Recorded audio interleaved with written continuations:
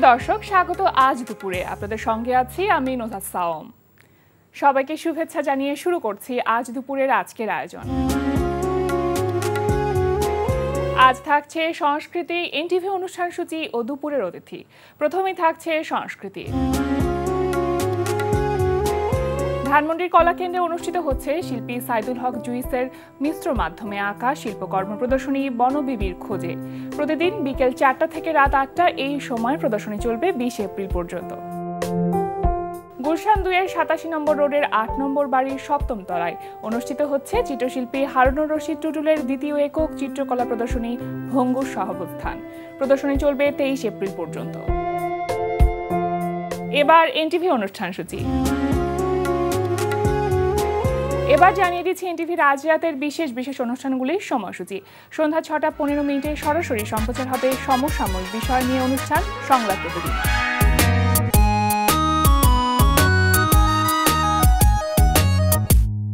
রাত 8টা 20 মিনিটে থাকছে মাবরুর রশিদ বান্নার পরিচালনায় ধারাবাহিক নাটক ছাত্রাবাস। আচ্ছা ভাই, কাজটা যাচ্ছে মানে কাপড় টাপড় দিয়ে দিতে হবে।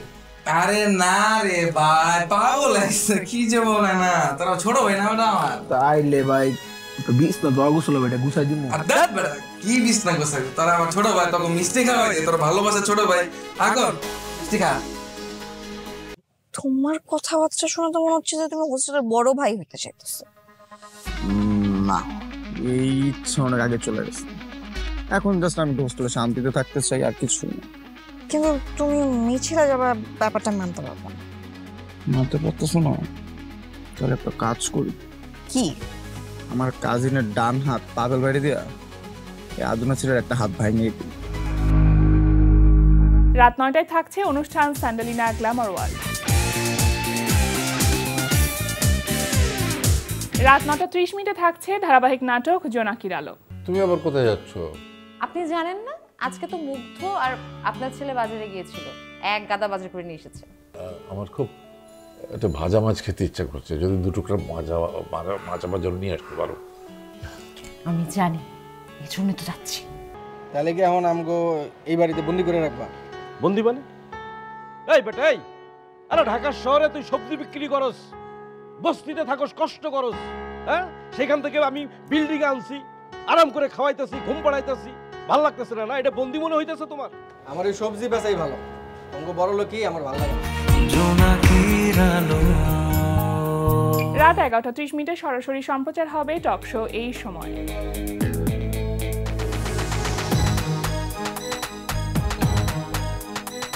এই ছিল এনটিভির আজ রাতের বিশেষ অনুষ্ঠানগুলির সময়সূচি। এবার দুপুরের অতিথি। প্রিয় দর্শক, আমাদের আজ দুপুরের অতিথি অভিনেতা ও নির্মাতা তমাল মাহবুব। শুভ দুপুর। শুভ দুপুর। কেমন আছেন? আছি, ভালো আছি। মানে এভাবে কেন বললেন আছি ভালো আছি? তার মানে কি ভালো নেই? কোথাও কনফিউশন আছে? না, মানে ব্যাপারটা কি হচ্ছে যে প্রতিদিন ফেসবুকে এত ধরনের উল্টাপাল্টা খবর দেখি, এগুলি দেখার পর না মানসিকভাবে আর ভালো থাকতে পারি না। সত্যি কথা, মানে চাইলেও সেটা নিজের মনকে ভালো রাখাটা সম্ভব হয় না। এই যে একটা ঈদের আনন্দটা ফিলই হচ্ছে না এইসব দেখার পরে। আসলেই তাই। ঈদের আনন্দের কথা বলছিলেন, আসলে ঈদের আনন্দ মনে হয় বড় যত আমরা হতে থাকি, ঈদের আনন্দটা খানিকটা কমে যেতে থাকে এবং একটা সময় গিয়ে আসলে থাকেই না। হ্যাঁ, ঈদের দিন তো আমি সারাদিন ঘুমাই। ঈদের আগে তো আসলে অনেক ব্যস্ততা থাকে, তো এবারে ব্যস্ততা কেমন ছিল? এবারের ব্যস্ততা, হ্যাঁ, রোজার মধ্যে ভালোই শুটিং করেছি। ধারাবাহিক নাটকের শুটিং ছিল, কিছু 1 ঘন্টা নাটকের শুটিং ছিল, এর ভিতরে কিছু ঈদে অন এয়ার হয়েছে, আবার কিছু হয়তো কিছুদিন পরে হবে। ঈদের সময় হয় কি, এত হুড়াহুড়ি করে শুটিং হয়, লাস্ট মোমেন্টে না ওই এডিটিং, মিউজিক এগুলি আর ডিরেক্টররা কমপ্লিট করতে পারে না। ফলে হয় কি, কিছু নাটক আটকায়। দেখা গেল যে ঈদ উপলক্ষে 10টা নাটক করলাম, 5টা ঈদে গেল, বাকি 5টা কোনো না কোনো ভাবে পরের ঈদে বা পরের কোনো অকেশনে, পরের ঈদে বা ঈদের হয়তো 10-15 দিন পরে গিয়ে সামনে তো পহেলা বৈশাখ আসছে, সুতরাং সেগুলি হয়তো রিলিজ হয়, ওইরকম আর কি। ইউটিউব চ্যানেলের নাটক নাকি টেলিভিশন চ্যানেলের নাটক, কোনটা নিয়ে এখন ব্যস্ততা বেশি? সবই। মানে আমি তো আসলে ধারাবাহিক নাটক একটু বেশি করি, 1 ঘন্টা নাটক কম করা হয়। তো ধারাবাহিক তো টিভি চ্যানেলে ধারাবাহিক, আর এখন 1 ঘন্টার নাটক আসলে টিভি চ্যানেল, ইউটিউব চ্যানেল বলে কোনো কথা নাই, মানে ওই একই কোয়ালিটির কাজ হয়। সো 1 ঘন্টা নাটকের শুটিংয়ে গিয়ে আসলে জিজ্ঞেস করি না যে এটা কোথায় যাবে, কি যাবে না যাবে। তো এখন যেটা বলি যে ভাই যখন ইউটিউবে যাবে লিঙ্কটা আমারে দিও, আমি ফেসবুকে শেয়ার দিব। আলটিমেটলি তো মানে সোশ্যাল মিডিয়া আলটিমেট প্ল্যাটফর্ম যেখানে মানুষ জানবে যে হ্যাঁ আমরা কাজ করছি। হ্যাঁ সেটাই, মানে ব্যাপারটা কিরকম, ফেসবুক আমাদের জীবনে মানে কোন লেভেলের প্রভাব বিস্তার করেছে যে একটা সময় ছিল যে আমি মানে শুটিংয়ে গেলেও ওইভাবে ছবি টবি খুব একটা তুলতাম না, ছবি তুলে ফেসবুকে দিব, ওইটা আমার মাথায় থাকতো না। তো সবাই তখন দেখা হইলেই বলতো কি ব্যাপার, তুমি কি এখন আর শুটিং টুটিং করো না? ওই ফেসবুকে তো কোনো ছবি টবি দেখি না। হ্যাঁ, আমি চিন্তা করলাম আচ্ছা ব্যাপারটা তাহলে এই, মানে ফেসবুকে ছবি না দিলে সবাই মনে করে আমি মনে হয় শুটিং করি না। এরপরে আমি ধুমায়ার শুটিং এর ছবি দেওয়া শুরু করলাম। তার কিছুদিন পরে এবার সবাই বলতেছে তমাল এখন অনেক শুটিং করে। শুটিং কিন্তু আমি আগের মতোই করি, কিন্তু ছবি বেশি বেশি দেওয়ার কারণে সবার মনে হচ্ছে এখন আমি প্রচুর শুটিং করি। মানে ফেসবুকটা আমাদের জীবনে এইরকম বড় একটা প্রভাব ফেলতেছে। মানে ব্যাপারটা অনেকটা এরকম হয়েছে যে একটা সময় এটা কথিত ছিল যে কাউকে মেল করে ফোন করে জানাতে হবে যে আমি কিন্তু তোমাকে মেল করেছি, মেলটা চেক করো, দেখো। আচ্ছা তমাল ভাই, আমরা তো আপনাকে সবসময় দেখি যে আপনি খুবই ফানি, আর এমনিতে আপনি আমি আসলেই ফানি। হ্যাঁ, তো এমনি ব্যক্তিগত জীবনে আসলে আপনি কি কি ধরনের ফানি টাইপের কাজ করেন? আমি মানুষকে টেনশন দিতে পছন্দ করি। আচ্ছা, আমি টেনশনে থাকতে চাই না, আমি চাই আমার কারণে সবাই টেনশনে থাকুক। হ্যাঁ, তো এই কারণে বিভিন্ন রকম মজা করি, মানে মজাই করি, কাউকে তো আর মানে ওই রকম সিরিয়াসলি কাউকে তো আমি কোনো টেনশনে ফেলতে চাই না। ছোটবেলায় আমাদের আজিমপুরে একটা স্কুল ছিল লিটল অ্যাঞ্জেলস, জি, ওইটা ছিল আমার ছোটবেলার স্কুল। আর বিশ্ববিদ্যালয় হচ্ছে রাজশাহী বিশ্ববিদ্যালয়, আমি পড়াশোনা করেছি ফিজিক্সে, পদার্থবিজ্ঞান। মানে রাজশাহী বিশ্ববিদ্যালয়ে পদার্থবিজ্ঞান মানে কিভাবে আসলে, মানে আপনার সাথে আসলে পদার্থবিজ্ঞান ব্যাপারটাই যায় না? হ্যাঁ সেটাই, অনেকের সাথে অনেক কিছু যায় না কিন্তু মেনে নিতে হয়। ব্যাপারটা হচ্ছে যে মানে ঢাকা বিশ্ববিদ্যালয়ে আমি চান্স পাই নাই, সত্য কথা, ঠিক আছে, আমি চান্স পাই নাই।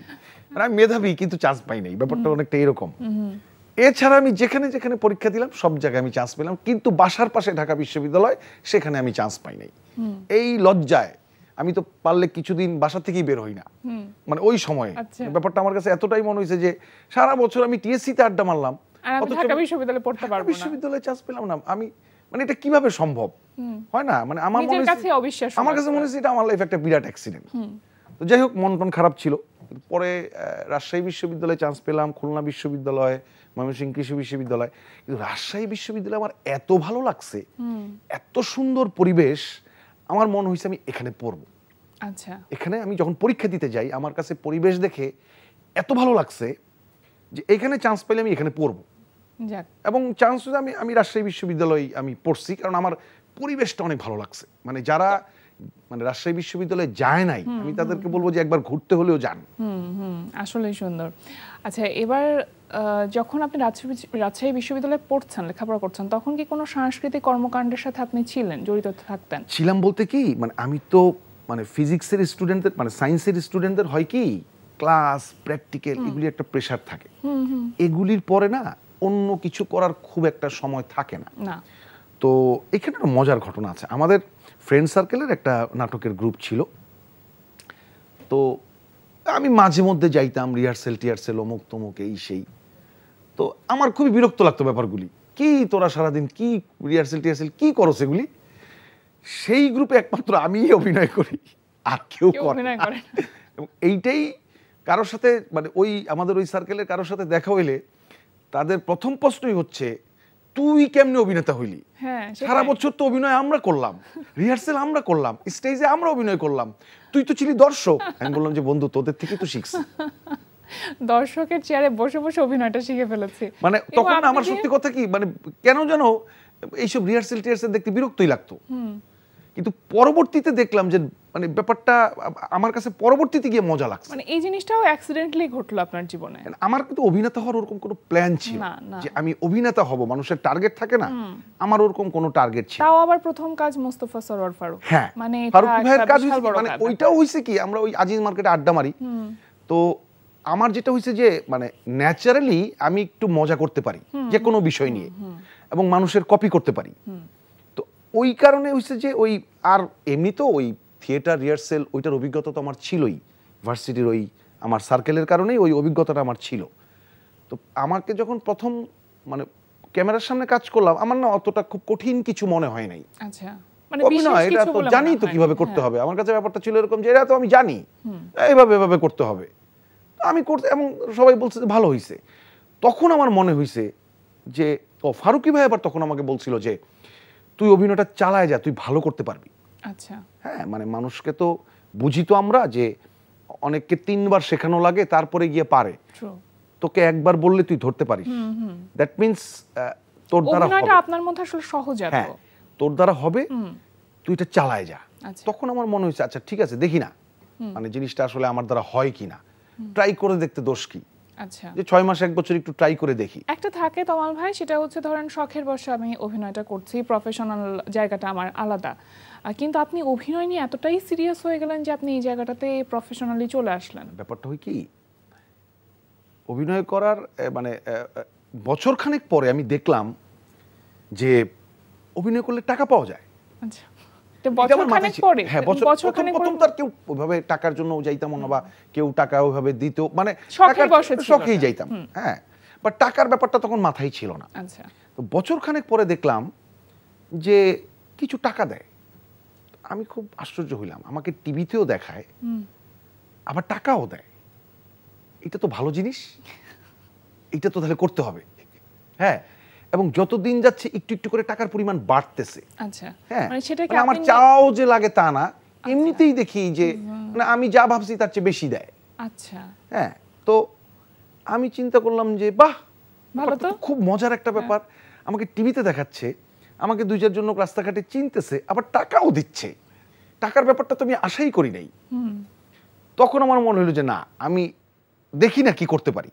তখন কি আপনি ইংলিশ মিডিয়ামে যে জবটা করছেন আমি টিচার আমি হিসেবে? হচ্ছে যে আমি 2004-এ রাজশাহী ভার্সিটি থেকে পাশ করে বার হই।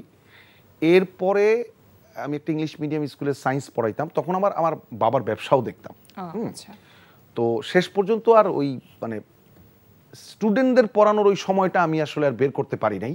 মানে এটা কি অভিনয়ের ব্যস্ততার জন্য? না না, অভিনয় একটু পরে। আচ্ছা। অভিনয় শুরু করছি আমি 2006 সালে প্রথম আমি ক্যামেরার সামনে দাঁড়াইলাম। ওকে, 2007, 2008-9 দিক থেকে আমি একদম নিয়মিত অভিনেতা হয়ে গেলাম। হ্যাঁ, নিয়মিত অভিনেতা হয়ে গেলাম। ওকে, তখন আমার মনে হইলো যে না, এইখানে আমি আমার ক্যারিয়ার তৈরি করতে পারবো। আচ্ছা, এখানে আমি তখন আমি না একদম সিরিয়াস হয়ে গেলাম, মানে ব্যাপারটা আমার আর ওই শখের বসে ব্যাপারটা নাই যে না ফাইন, প্রফেশনালি একদম আমি সিরিয়াস হয়ে গেলাম। তখন আমার বাসা থেকেও মানে ব্যাপারটাকে সাপোর্ট দিল যে আচ্ছা ঠিক আছে, তোর যখন এতই মনে হচ্ছে, আর তোর যেহেতু মনে হচ্ছে তুই এখান থেকে ইনকাম করতে পারবি, ওকে ফাইন, তাহলে কর। আর আমি ওই একটাই ছেলে, তো এই জন্য আমার বাবা কোনো কিছু তো আমাকে না করতো না। আচ্ছা, ঠিক আছে, ছেলের যেহেতু শখ হয়েছে করুক, ব্যাপারটা এরকম। আচ্ছা, সেই 2008-9 থেকে আজ 2025, এই এতগুলো বছরে যে কোনো শিল্পীর তো জীবনে আসলে আপস অ্যান্ড ডাউনস থাকে ক্যারিয়ারের, কখনো কাজ বেশি থাকে, কখনো কাজ কম সবারই, থাকে, এটা সবারই। থাকে। কখনো কি ফ্রাস্ট্রেশন কাজ করেছে কাজ না পাওয়ার জন্য? না, ওরকম না। আর আমি আসলে খুব একটা কাউকে বলিও না, মানে যে হ্যাঁ, আমি যদি এখন 10টা অফিসে গিয়ে বসে থাকি বা প্রতিদিন 5 জনকে ফোন দেই, আমার হয়তো কাজ একটু বাড়বে। আমি জানি আমি 5 জনকে বললে আমাকে হয়তো আর একটু বেশি কাজে নেবে। তো আমি খুব একটা কাউকে বলি না, বা খুব একটা কাউকে রিকোয়েস্ট করি না, বা যে কারো অফিসে গিয়ে বসে থাকা, ওইটাও আমি মানে আমার খুব পরিচিত 2-1 জনের অফিস ছাড়া আমি কারো অফিসে গিয়ে বসে থাকি না। মানে কাজ পাওয়ার উদ্দেশ্যে যাওয়া, মানে আমার কাছে না নিজেকে খুব লাগে যে বসে রইছি, মানে নিজেরে খুব হালকা হালকা লাগে। তো ওইটা আসলে আমি করি না, ওই কারণে আমার কাজ একটু কম হয়, কিন্তু এতে আমি খুশি। আচ্ছা, আমার কোনো আপত্তি নেই। ধরেন 10টা স্ক্রিপ্ট আপনার কাছে আসলে আপনি তো অবশ্যই 10টা স্ক্রিপ্টেই কাজ করবেন না, কোনটা ম্যাটার করে? এখন হয় কি, মানে আমরা যাদের কাজ করি সবাই এত কাছের, মানে একটা কাজ যদি অত ভালো নাও লাগে অনেক সময় না করা যায় না। আচ্ছা, সেই ক্ষেত্রে যেটা করি সেটা হচ্ছে যে স্ক্রিপ্টটা পড়ার পরে হয়তো যদি দেখি যে স্ক্রিপ্টটা একটু এই জায়গায় একটু দুর্বল মনে হচ্ছে, ওটা ডিরেক্টরকে ফোন দিই। ডিরেক্টর তো সব কাছের মানুষ, বন্ধু বান্ধব, ভাই ব্রাদার, তো ফোন দিয়ে বলি যে স্ক্রিপ্টের এই জায়গাগুলি কিন্তু একটু দুর্বল, আচ্ছা, এই জায়গাটা একটু স্ক্রিপ্ট রাইটারের সাথে কথা বলে আরেকটু বেটার করা যায় কিনা। তো দেখা গেল হ্যাঁ, আমার কথা শুনে দেখা গেল পরবর্তীতে স্ক্রিপ্টটাকে আরেকটু চেঞ্জ হয়েছে, আরেকটু ভালো করা যায় কিভাবে, বা অনেক সময় স্পটে গিয়েও আমরা কিছু জিনিস চেঞ্জ করি, ইম্প্রোভাইজ করা যে যায়। এই জায়গাটা স্ক্রিপ্টে এরকম আছে, বাট এইরকম করলে মনে হয় আর একটু বেটার হয়। সো দেখা গেল যে ওই স্ক্রিপ্টের দুই এক জায়গায় যদি একটু দুর্বলতা থাকেও সেটা স্পটে আমরা ঠিকঠাক করে নিই। আচ্ছা, তো এর ফলে এখন হয় কি, মানে সবাই তো কাছের মানুষ, আমি আবার না করতে পারি না, এটা আমার একটা সমস্যাও। ওরে যদি বলি মাইন্ড করবে কি না, একটু মনে কষ্ট পাবে, আচ্ছা ঠিক আছে ওইটা আমরা এইভাবে ঠিক করে নিব, চল করি। আচ্ছা, মানে আমি খুব বিপদে না পড়লে কাউকে না করি না, না করতে পারি না আসলে। আচ্ছা। আর একজন নির্মাতা হিসেবে আপনার যে জায়গাটা, মানে সেইটা এখন কি বন্ধ আছে? না আমি হচ্ছে যে লাস্ট 1-1.5 বছর কোনো নাটক বানাই নাই। এইবার বানাবো, এইবার একটা ঈদের 7 পর্ব বানানোর প্ল্যান আছে, তার স্ক্রিপ্ট মোটামুটি শেষের দিকে। আর একটা ধারাবাহিক নাটক বানাবো, এটারও স্ক্রিপ্ট লেখার কাজ চলতেছে। সো মানে 2025-এ কিছু কাজ বানাবো, ওটা একটা প্ল্যানিংয়ে আছে। আচ্ছা, একজন অভিনয় শিল্পী নাকি একজন নির্মাতা, মানে কোনটা বেশি মনে হয়? অবশ্যই মানে আমাকে সবাই অভিনেতা হিসেবেই চেনে, আর অভিনেতা হিসেবেই কাজ করছি। পাশাপাশি মাঝে মধ্যে দেখা গেল ব্যাটে বলে মিলে গেলে, এখন হয় কি ডিরেকশন কিন্তু পরিশ্রমের কাজ, প্রচুর দৌড়াদৌড়ি করা লাগে, প্রোডিউসারের সাথে মিটিং, চ্যানেলের সাথে মিটিং, স্ক্রিপ্ট রাইটারের সাথে মিটিং, পুরো জিনিসটাকে আসলে দেখতে হয়, নায়ক একটা নায়িকার ডেট নেওয়া, এটা একটা জটিল প্রসেস। তো এই জটিল প্রসেস সবসময় তো মিলানো যায় না।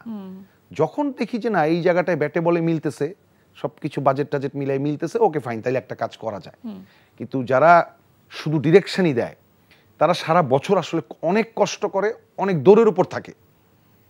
কারণ মানে হয় কি যে প্রতিদিনই তাদের কারো না কারোর সাথে মিটিং করা লাগতেছে, এবং সব মিটিং যে সাকসেসফুল হয় ব্যাপারটা তা না। আচ্ছা, চলচ্চিত্র নির্মাণ কবে পাবো আপনাকে? ফিল্ম তো অনেক বড় ব্যাপার, এইটা এত সহজে হবে না।